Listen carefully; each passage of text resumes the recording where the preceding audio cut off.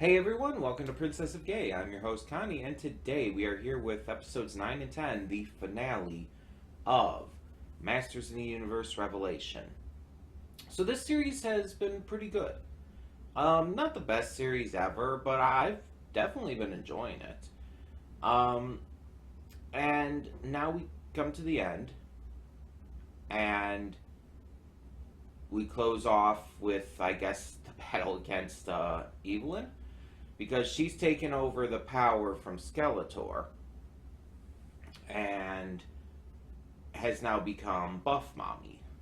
And that's interesting, I guess. It's definitely different.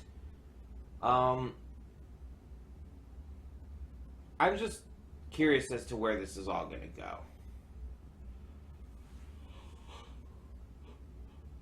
go. I'm just not sure how this is going to close out. Because there is a sequel series coming in the future. So I don't know. But what I do know is that this will be, at least for now, the end. And as such, we will have to move on to another poll show. And you guys have chosen Trisse on the most recent poll as our next show. So we will be getting to that, checking that out pretty much as soon as possible. Like, it's just going to instantly replace in this slot. So whenever I feel like getting to it, we will start getting to it. But yeah, I assume that the good guys are going to win in the end here. But with there being a second season, there could also be a cliffhanger. My initial thoughts are just the obvious, they're going to win. Adam's going to get the power back. Teela's going to master her magic. Yada yada. But, excuse me. I apologize for all the yawning, as usual. But yeah, I don't know for sure. I think this would be a good point, though, for Orko to return. To help maybe try and talk Evelyn down. Don't know if that would work, but it would be a good time for that to happen. Also, I don't know how, they're going to be working with Skeletor and everything. Because it's just I don't know how that's going to work. It just seems so unbelievable to me. Even in this situation, it just seems like I don't feel like they would do that. I don't feel like they would make that compromise just because Evelyn has the power now. So, I don't know. But I guess we'll see. But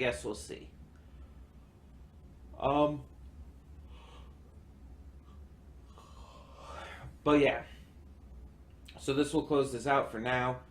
And with the future, I'll talk about that more in the afterthoughts with the next season whenever that comes out. Because that is something that is going to be a whole new situation for this. So I'll talk about that more in the afterthoughts. But in the meantime, let's get this going. So when the screen fades to black, pause this redirect and go to the description below. Follow the link to the reaction, and after you watch it, come back here to the redirect and resume play.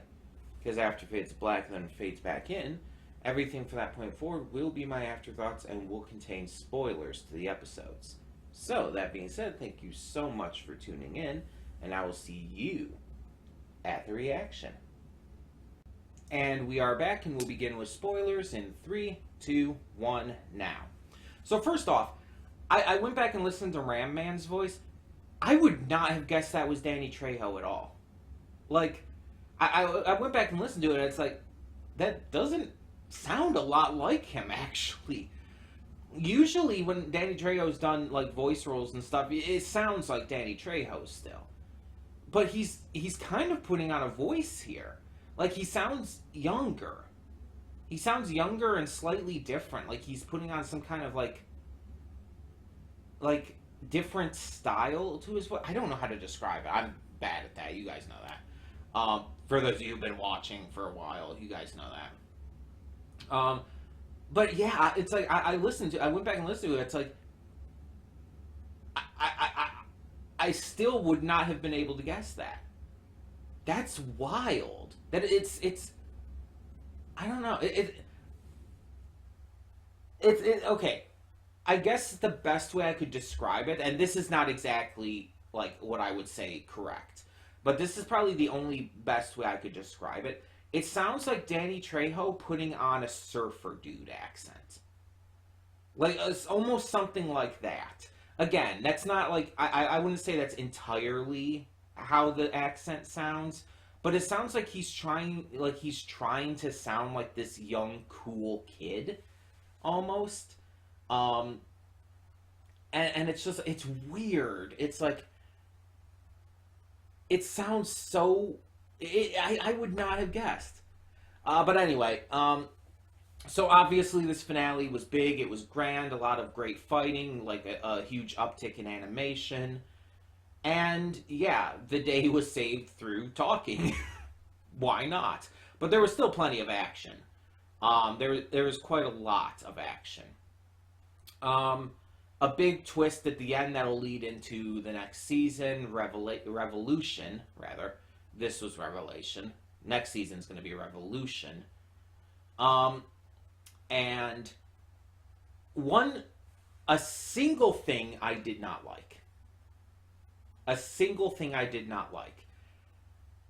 And to some people this might sound petty. To some people this might sound like, oh, you're just ridiculous.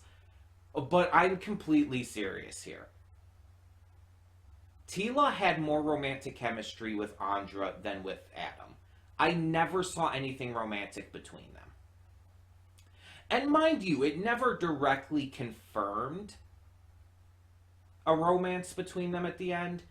But the way that they held each other's hands there, I think it's like, it's pretty obvious. It's one of those things like the end of Legend of Korra where it's like, you don't need to say it because it's obvious what that's representing.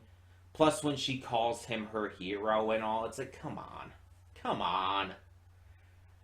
But I never saw any romantic chemistry between them. Not in this series, at least.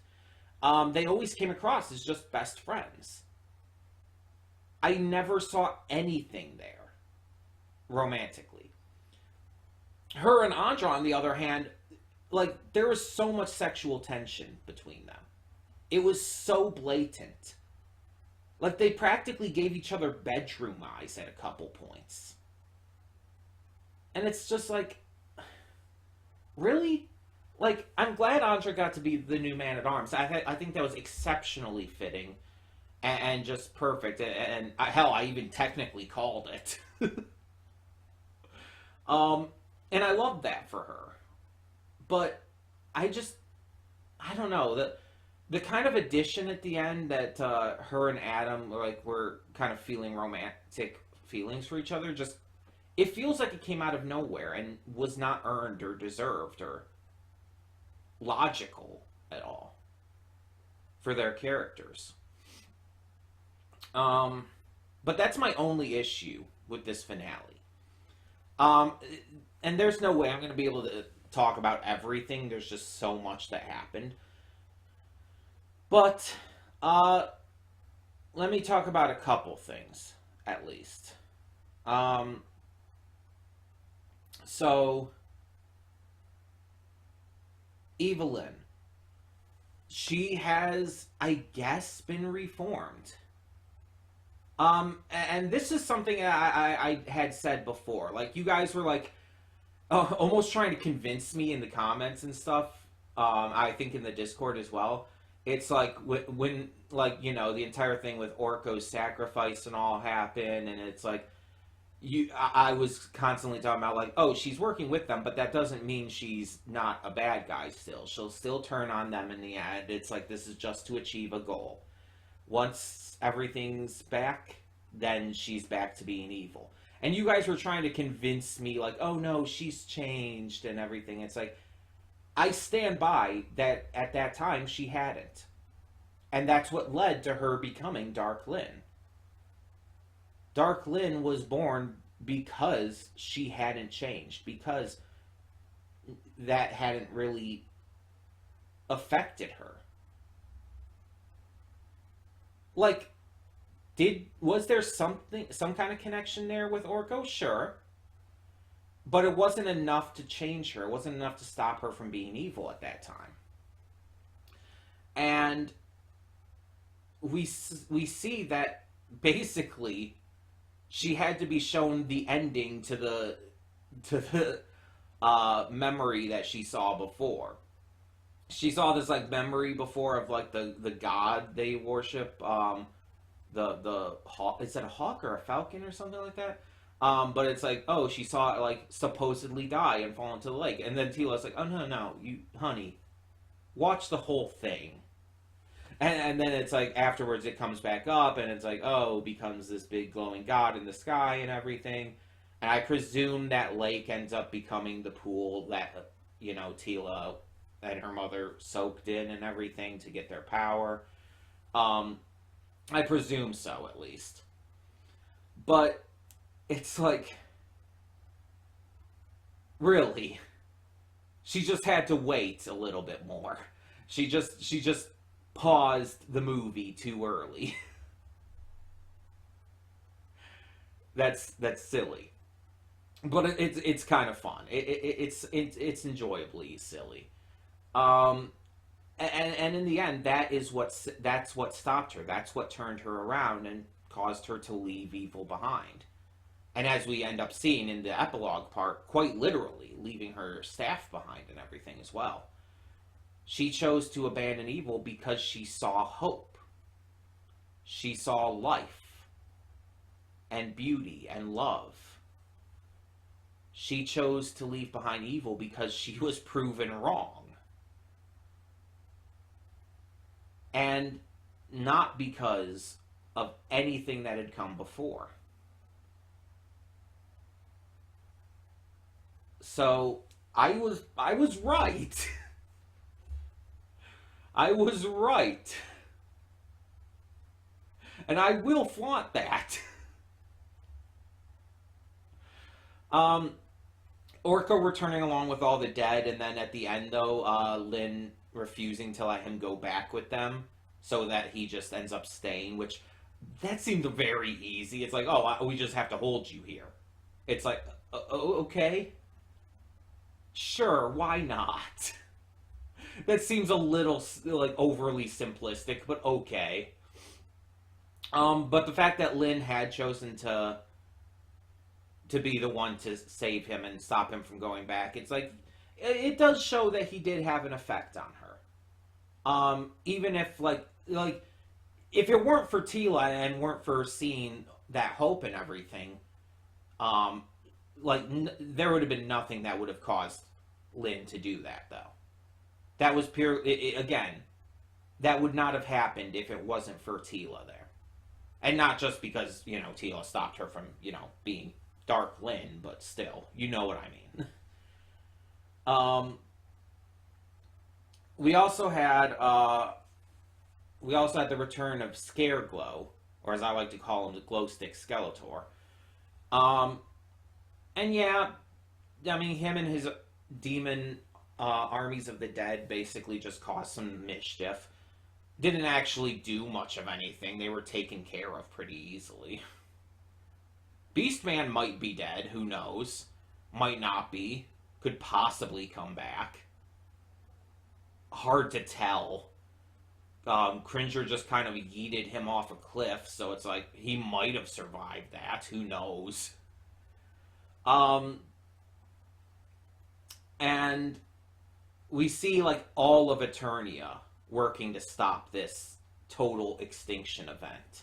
Not just total extinction, but universal destruction.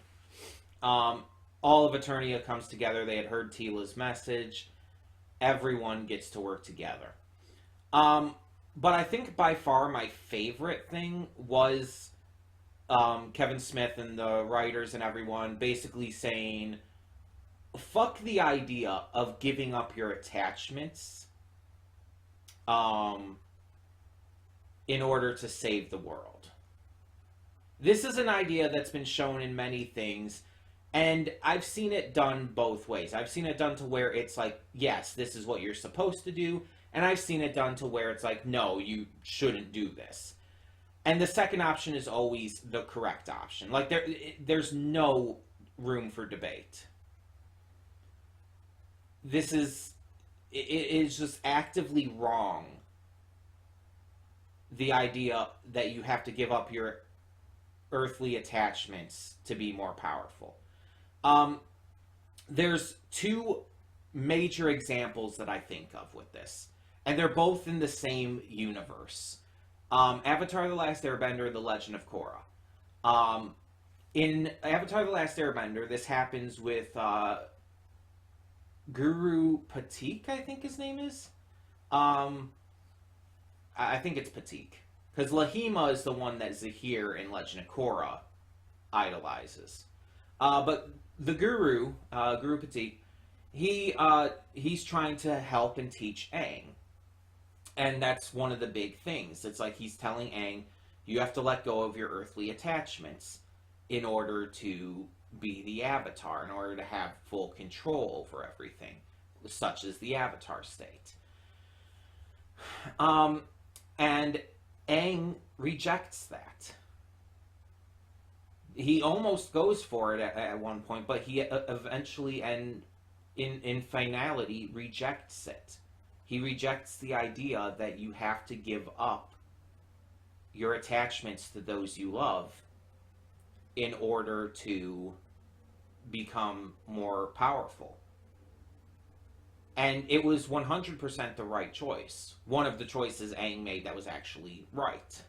Not getting into that here, though. I've ranted about that plenty in the past, so we're not going to even get into that. But, and in Legend of Korra, Zahir does the same thing because of, hearing the teachings of the gurus and all, especially Guru Lahima. He also knows about the entire letting go of your earthly attachments thing. And at first, he can't do it because of his love for Pli. He absolutely, genuinely loves her. But after she's killed in the battle against our heroes, when I believe it's Su Yin, or is it both Su Yin and Ling? It might be both. Did I say Ling? It's Lin. It might be both, but it's at least one of them who encases her head in metal right as she's about to launch a combustion attack, which causes her to basically explode her own head. Which is extremely horrific. It doesn't show it, but it's extremely horrific nonetheless. And at that moment, Zahir is able to let go of all of his earthly attachments and fly. Like, actually fly. And it does give him more power, but in the end, it doesn't help him win. It doesn't help him succeed in his goals. He still loses. Because no matter the ability and power that you see that it gives you, it's not a positive. Letting go of your earthly attachments is also a very toxic mentality that is very pervasive in Christianity. There's a lot of Christianity. In fact, I'd probably say most of Christianity, where there's this belief that nothing on this planet matters. That nothing you have matters. That no people in your life matter. That in the end, that your your love, your fear, your faith to God should be above everything else, and that if you that you should be willing to sacrifice anything, everyone, for the sake of God. It is one of the most toxic mentalities in Christian faith. Right up there with all the excessive bigotry and hatred. And the funny thing is, at least in terms of the conservative Christians and everything, in terms of the God, what's the word? Evangelicals. A lot of them don't actually follow that, because a lot of them are all about like shit tons of money and possessions and stuff. This is more like the other side. It's not really the conservative evangelicals who go about that nonsense. And it's definitely not like the Joel Osteens, who are very much prosperity gospel and whatnot. It's more like the other side, who are just like so like anti-world, and just like are just pretty much like everything at all times in every way has to be about God, and nothing else matters. And it's just such a toxic, harmful mentality that just it's also really fucking depressing, if I'm being honest. And I know I'm talking about religion. It's like such a spooky topic, but let's be honest, religion was kind of brought up in this series. It was a part of this. Like, we literally saw their God in this series. And it's like, that's just a thing. So I'm just saying, I'm just comparing it to the toxic mentalities here. The idea of like having to give up everything. So I like that in this series, Teela found another way. Not to give up her attachments, but to actually like focus on them. She got all the same power that her mother and the other sorceresses in the past did. But she did so by being willing to share that power. We have the power. It's a statement that that means a lot. It's not a single person or even just a couple people's birthright anymore. It's for everyone, no matter who they are. And you see this in action too. You see this through little things, both literal and more figurative. Adam gives Skeletor some of the power to help fight alongside him. And then you see like more figurative aspects of that as well. Duncan giving his arm cannon to Andra. You see examples of people working together, trusting in each other, and sharing their power with each other. Even if it's maybe a little misguided at times. Like, because obviously Skeletor ended up turning on them, because of course he did. But it's still a good thing to do. Trust and hope is never bad, even if it ends up in a negative circumstance. It's not a bad thing to trust. It's not a bad thing to give that hope in someone. If it doesn't work, it doesn't work, but you were still right to try. And I think that's one of the big messages here. That we should always try. We should always extend that hand. towards others. So yeah, that's pretty cool. But then we have the ending, the lead into season 2. Skeletor is being taken over by Motherboard. So throughout a lot of this, we're kind of led to believe Motherboard is just kind of like this machine, just a mindless machine that is just there to exist and to grant technological advanced power and stuff. But at the end here, we see that Motherboard is a living being. And also kind of sexy. Like, needlessly sexy. Like, why? She also kind of looks like a sorceress and everything, because I think the statue, like, the design is based off the sorceress. I mean, looking like the bird and everything as well. But we see that she takes on a more humanoid form, and the form that looks like the sorceress, and then upgrades Skeletor. We don't see the end effect of that.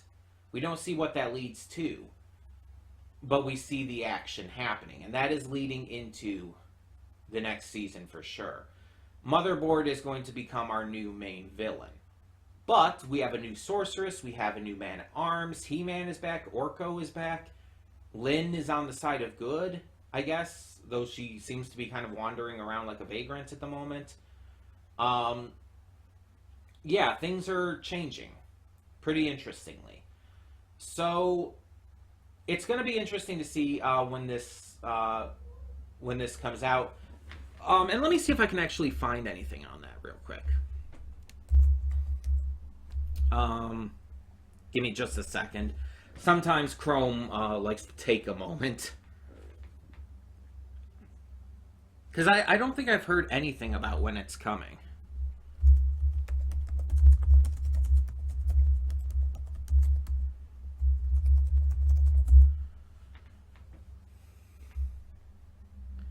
It was announced last year.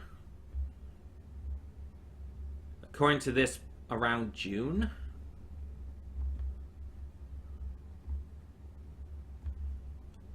Let me just go to the Wikipedia.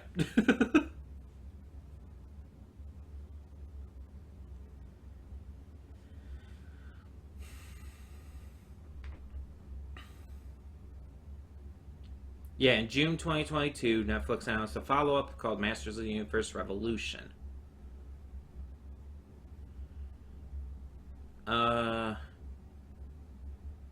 Also, let me check real quick, see if I can find something. Because there were a couple characters I didn't see in the credits for this one. Those two enemies who were in the castle. One, I think, was... I can't remember. But like, the two random, like... Yeah, Goatman and Pigboy, that was it. They were voiced by Kevin Smith. Okay. I was wondering, like, who they were. Like, apparently they were voiced by Kevin Smith. I still can't believe that's Danny Trejo as Ram-Man, though. Anyway, okay, so let's see if we can find anything here.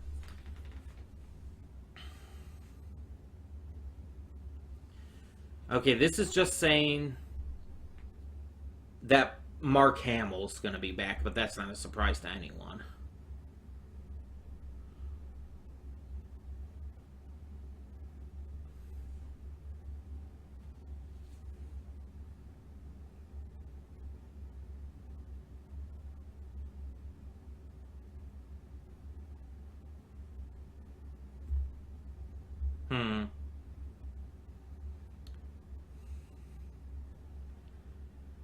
I don't think I'm seeing anything further. Well, that sucks. It's like, just, I'm not seeing any information. I'm not going to look everywhere. I'm not going to search everything around. Maybe within the next year or two. So, yeah. Okay. But, this was a really good series. I really enjoyed it. I like how it ended here. And, yeah. Here's the question, though, that I kind of brought up in the pre-thoughts, but said I'll talk about here. what's going to happen when we do get season 2? Because this is a poll series. Now, the only other poll series we had multiple seasons of was Centaur World, and I just did those back to back. And I think I might have talked about this before, but I think just the answer would have to be, at some point around that time, I would just have to bring this in as the next poll series after something else is over. And instead of having a poll, we just have this continue in that slot. It would just continue. It would just like, okay, we're not going to have a poll for the next poll series because Masters of the Universe Revolution is here. We're going to continue that instead. That's already been decided on a poll, so we're just getting to it now because it's out now. That's probably the only thing we can really do. And that kind of goes for any future poll series as well that has multiple seasons or whatnot. That isn't like Centaur World, where it's just like, I really, really want to get to the next season right away. Any future series like that we get to, if it has multiple seasons, it's probably going to be like, oh, I react to season 1, and then sometime in the future, instead of doing a poll, we just come back into the next season. It's probably the only real way to handle this. So yeah, that's gonna be the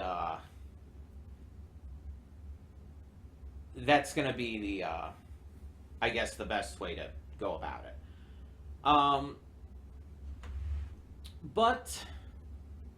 But in the meantime, we are just going to leave it here.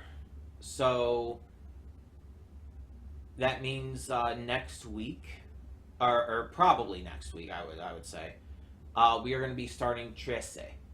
And again, we are going to be watching it in the natural language. Let me see here. Let me bring that up too, just to get the actual language down.